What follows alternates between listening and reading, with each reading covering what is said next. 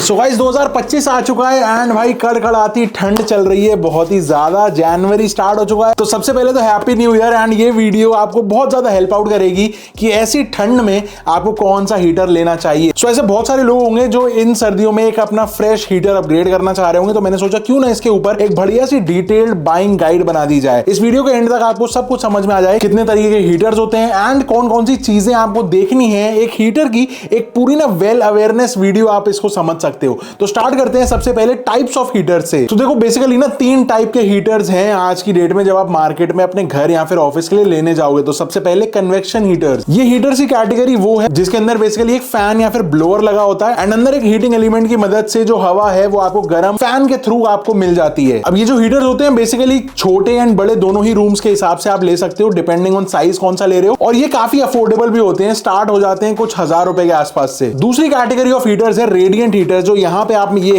Heater देख रहे हो ये एक रेडिएंट हीटर है। इसके अंदर बेसिकली टंगस्टन यूज होता है, डायरेक्टली उसी को ही जब वो वार्म होता है या हीट होता है वो एक टारगेटेड हीट प्रोवाइड करता है सामने बैठे इंसान को। तो मोस्टली ये वाले जो टाइप्स ऑफ हीटर्स है ना, ये छोटी spaces, office spaces and basically personal use के लिए लिया जाता है। अब एक बात यहाँ पे देखना, कन्वेक्शन हीटर्स यानी जो ब्लोअर वाले हीटर्स होते हैं ना, वो थोड़ा सा ओवरऑल अगर आप एक छोटे रूम में यूज कर रहे हो तो रूम को भी थोड़ी देर बाद आप देखोगे कि भाई थोड़ा सा गर्म हो चुका है, थोड़ा वार्म हो चुका है। लेकिन ये वाले हीटर्स पूरे रूम को गर्मी नहीं देते बल्कि सिर्फ एक टारगेटेड जगह पे देते हैं। अगर जैसे आपको हाथ सेकने हैं या इस तरीके से तो आपके हाथों एंड बेसिकली इतनी रेंज आप समझ सकते हो कि यहां तक हीट आ रही है, बट इससे ज्यादा बहुत आगे तक स्प्रेड नहीं होती है। तो अगर आप एक छोटे रूम के अंदर इसको यूज कर रहे हो तो आप देखोगे ये हीटर बंद होते ही बहुत जल्दी रूम फिर से वापस से ठंडा हो गया। लेकिन सेम केस कन्वेक्शन हीटर्स में नहीं होता, वहां थोड़ा सा ज्यादा देर तक रूम वार्म रहता है। अगली जो कैटेगरी है हीटर्स की वो है ऑयल फिल्ड हीटर्स। बेसिकली ये बड़े बड़े से आपने लंबे लंबे ट्यूब्स वाला डिजाइन देखे होंगे कुछ हीटर्स के अंदर, वो होते हैं ऑयल हीटर्स। ये ऑयल वाले जो हीटर्स है ना, इनके अंदर एक फैन यूज नहीं होता बल्कि जो सारे वो ट्यूब्स आपको दिख रही होती है ना, उसके अंदर ऑयल सर्कुलेट या फिर फ्लो हो रहा होता है। अगर आपको अपने रूम या फिर ड्राइंग रूम के अंदर एक ऐसा हीटर चाहिए जो शांति दे, मतलब बहुत ज्यादा आवाज नहीं, ना ब्लोअर की ना कुछ, लेकिन at the same time warmth proper आती रहे, तो ये oil filters are the one you should consider right now. Interesting बात ये है कि जब आप इन हीटर्स को बंद कर देते हो ना तो ऑफ होने के बाद भी कुछ देर तक ये गर्म ही रहते हैं। ऑल्सो अभी तक हमने देखा कि कन्वेक्शन वाले हीटर्स थोड़ी ज्यादा देर तक रूम को गर्म रख रहे थे, लेकिन ये ऑयल वाले उसको भी बीट कर देते हैं when it comes to time. अगर आप हीटर को बंद करने के बाद कितनी देर तक वार्मथ रहेगी आपके रूम में वो नोटिस करना चाहो तो नंबर 1 पे यही ऑयल फिल्ड हीटर्स आएंगे। तो एक तरीके से पावर पूरी हो गई लेकिन नॉइज बिल्कुल नहीं हुई। ये एक ऐसा कॉम्बिनेशन है जो ज्यादातर लोग प्रेफर कर रहे हैं आज की डेट में जब उनको अपने घर या फिर ऑफिस के लिए एक अच्छी क्वालिटी का हीटर लेना होता है। तो देखो इसके बाद ना एक मेजर बात आ जाती है जब एक हीटर चूज करने जाते हैं तो कि आपका रूम का साइज क्या है जहां पे आपको यूज करना है, प्लस कितनी कैपेसिटी का आपको एक हीटर चाहिए, रिक्वायरमेंट कितने में पूरी हो जाएगी। तो बेसिक कैलकुलेशन जो यहाँ पे चलती है वो चलती है 10 वॉट पर स्क्वायर फीट। यानी आपका अगर 10 बाय 10 का रूम है तो यानी 100 स्क्वायर फीट एंड 10 वॉट पर स्क्वायर फीट यानी कि 1000 वॉट का आप हीटर चूज कर सकते हो। इसी तरीके से अगर आपका रूम मीडियम साइज का है 200 से 300 स्क्वायर फीट तो यहाँ पे आपको 1500 से 2000 वॉट वाला लेना चाहिए। एंड अगर एक बड़ा रूम है या फिर ड्राइंग रूम है 300 स्क्वायर फीट के आसपास तो यहाँ पे आपको मिनिमम 2000 वॉट्स एंड अपवर्ड्स जो आपको रेंज सेट हो वहां तक आप जा सकते हो। अगला इंपॉर्टेंट पॉइंट है यहाँ पे एनर्जी एफिशिएंसी। जब आप एक हीटर लेना चाहते हो तो आपको भी ये लगता है कि यार ये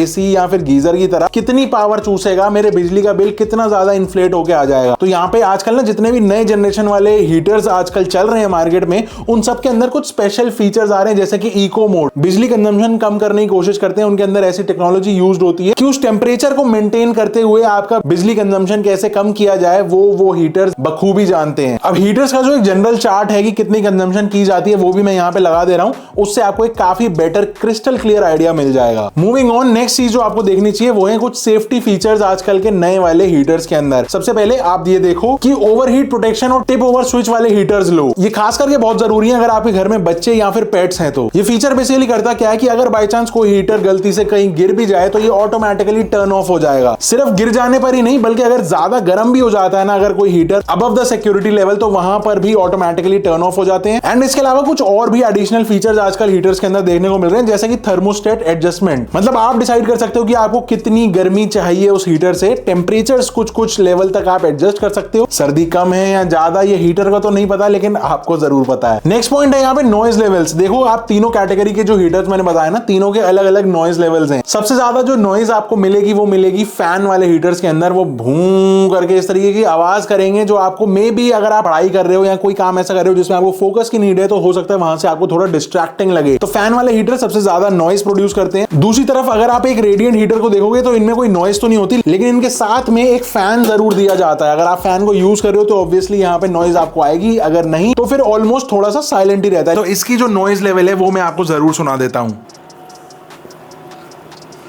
लेकिन सबसे ज्यादा जो पिन ड्रॉप साइलेंस रहती है वो रहती है ऑयल वाले हीटर्स के अंदर। तो अब आप डिसाइड कर सकते हो कि आपको कौन सा हीटर किस तरीके का चाहिए कि नॉइज लेवल भी अच्छी रहे, सिक्योरिटी अच्छी रहे, सेफ्टी अच्छी रहे, साइज क्या होना चाहिए, एंड फाइनली अब आ जाती है बात बजट की। अब देखो हीटर्स ना आजकल हर रेंज में अवेलेबल हैं, सबसे सस्ते से लेके बहुत ही ज्यादा प्रीमियम तक। तो देखो अब मैं आपको ये बताता हूँ कि कॉस्ट और क्वालिटी का जो बैलेंस है वो आप किस तरह से रख सकते हो। सबसे पहले बात करते हैं लो बजट हीटर्स की, जो 700 से 1500 रुपए तक में आ जाते हैं। ये आप पर्सनल स्पेसेस अगर टेबल पे ही रख के आपको अपना थोड़ा सा हाथ वाथ सेकना है, या फिर आपको एक छोटे रूम के हिसाब से पर्सनल स्पेस के लिए एक हीटर चाहिए, तो डेफिनेटली आप 1500-2000 रुपए तक की रेंज के अंदर प्ले अराउंड कर सकते हो। अब अगर आपको 2000 या 2500 रुपए तक खर्च करने हैं तो आपको कुछ इको मोड जैसे फीचर जो मैंने मेंशन करे वीडियो के अंदर, वो आपको कुछ मॉडल्स के अंदर देखने को मिल जाएंगे। ऑल्सो जो 2500 रुपए तक के जो मॉडल्स आएंगे आपको, वो मिड रेंज हीटर कह सकते हो, एंड वो ना बेसिकली आपको मिड साइज रूम्स के लिए आप यूज कर सकते हो अराउंड 150 से 250 स्क्वायर फीट के आसपास में। इसके अलावा आप रेडिएंट एंड कन्वेक्शन हीटर्स के अंदर कुछ और भी फीचर्स को चेकआउट कर सकते हो, जैसे कि इस वाले मॉडल के अंदर एक ऑस्किलेशन फीचर है, मतलब कि ये ऑटोमेटिकली जो है रिवॉल्व करता रहेगा। अगर 2 या 3 जने बैठे हुए हैं तो कंफर्टेबली सबको हीट मिलती रहेगी, मौसम थोड़ा बना रहेगा। इसके बाद आ जाती है प्रीमियम रेंज, वो सीधा 5000 से 15000 रुपए तक में अगर आप देखोगे तो आपको फीचर लोडेड सारे फीचर्स मिल जाएंगे हीटर्स के अंदर। वाईफाई की कनेक्टिविटी ले लो, smart features, efficient heating technology, नए नए तरीके के इसके अंदर मोड्स आपको मिल जाएंगे, एंड इस तरीके के काफी सारे मॉडल्स अवेलेबल हैं मार्केट में। तो मैंने क्या करा है ना, इस वीडियो के लिए मैंने नीचे डिस्क्रिप्शन में आपको तीनों ही कैटेगरीज के अंदर टॉप 5 जो मुझे लगे कि हाँ भाई ये अच्छे ब्रांड के अच्छी प्राइस के ऊपर हीटर्स अवेलेबल हैं, वो मैंने नीचे डिस्क्रिप्शन में डाल दिए, आप चेकआउट कर सकते हो। अगर आपको कोई भी पसंद हो, एफिलिएट वाले लिंक्स होंगे, चैनल को छोटा सा कमीशन मिलेगा अगर आप वहां से परचेज करते हो तो। ऑल्सो इस तरीके की और वीडियोस अगर आपको चाहिए हो तो प्लीज मेक श्योर कि आप नीचे कमेंट करके मुझे जरूर बताना, एंड अगर कोई मेरे से पॉइंट मिस आउट हो गया हो तो वो भी आप नीचे बता सकते हो, जिससे कि बाकी की जनता जो ये वीडियो देखेगी उनको पता चल जाए कि हाँ भाई क्या क्या सीन चल रहा है। एंड ये वाली वीडियो पसंद आई हो तो लाइक कर देना, सब्सक्राइब कर देना चैनल को। I'll see you in the next one. Till then, stay safe, stay sarcastic, see ya and goodbye.